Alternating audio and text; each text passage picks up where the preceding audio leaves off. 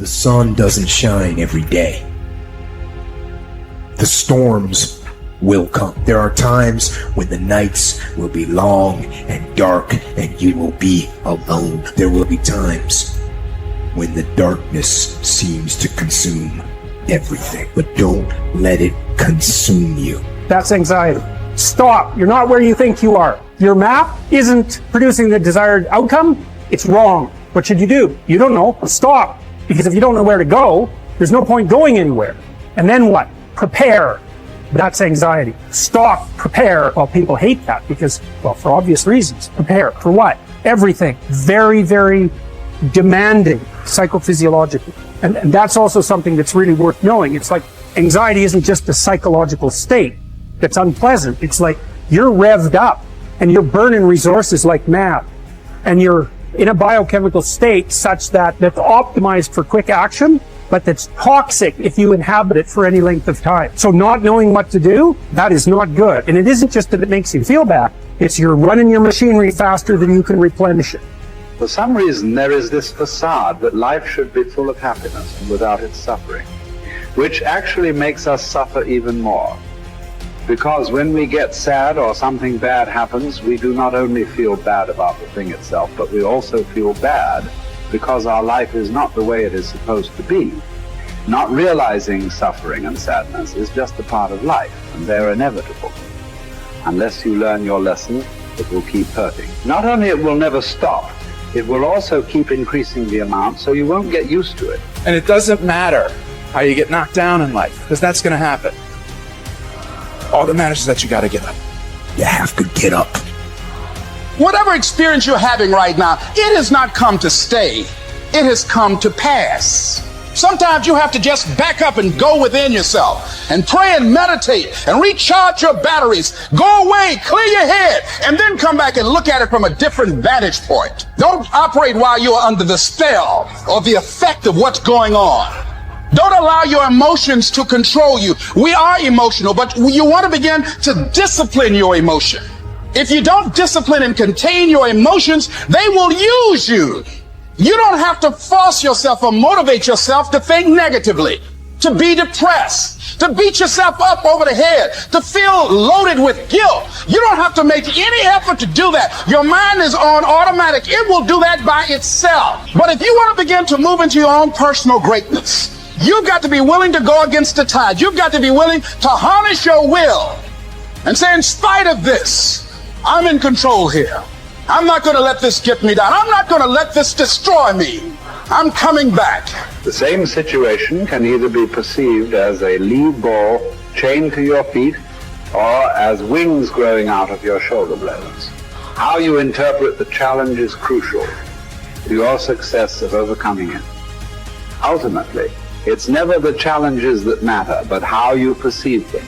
If you work at that which is before you, following right reason seriously, vigorously, calmly, without allowing anything else to distract you, but keeping your divine part pure, as if you should be bound to give it back immediately. If you hold to this, expecting nothing, fearing nothing, but satisfied with your present activity according to nature, and with heroic truth in every word and sound which you utter, you will live happy, and there is no one who is able to prevent this. We are all bound by this oath to bear the ills of mortal life and to submit with a good grace to what we cannot avoid. So the spirit must be trained to a realization and an acceptance of its lot. It must come to see that there is nothing fortune will shrink from. There's no ground for resentment in all this. We've entered into a world in which these are the terms life is lived on. If you're satisfied with that, submit to them. If you're not, get out, whatever way you please. The happy man, therefore, is he who can make a right judgment in all things. He is happy who, in his present circumstances, whatever they may be, is satisfied and on friendly terms with the conditions of his life. That man is happy whose reason recommends to him the whole posture of his affairs. How do you bear the suffering that is at the crux of life without becoming tempted and embittered?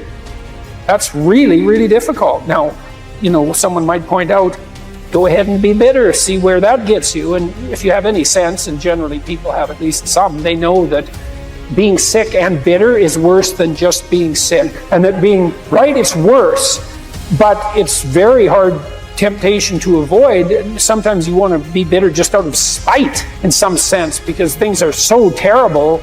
All you've got left is your willingness to shake your fist, and say, well, really? Is this like this many poisonous snakes? Really?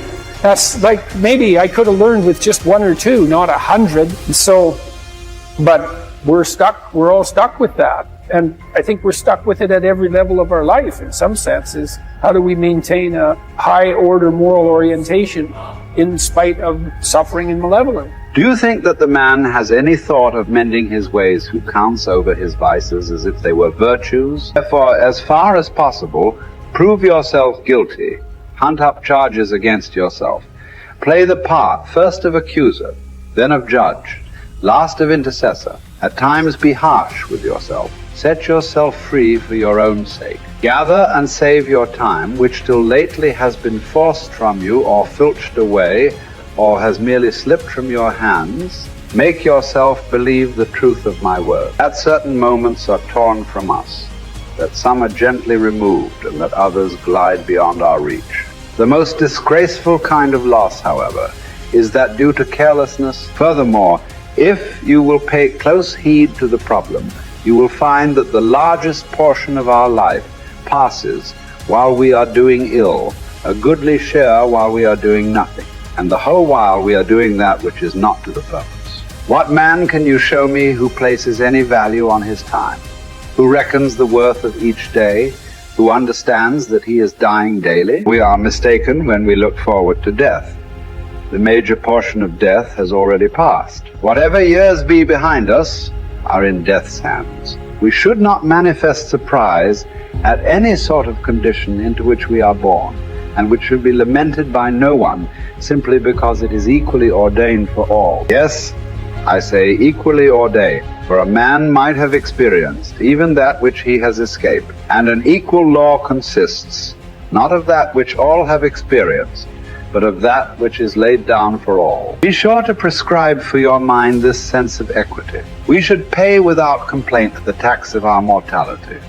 If you're looking for certainty, the reality of suffering is certain. I mean, what do you accept as evidence above all else? That's a good question. That's a hard question. But I would say pain is up there. It's very difficult not to believe in the reality of your own pain.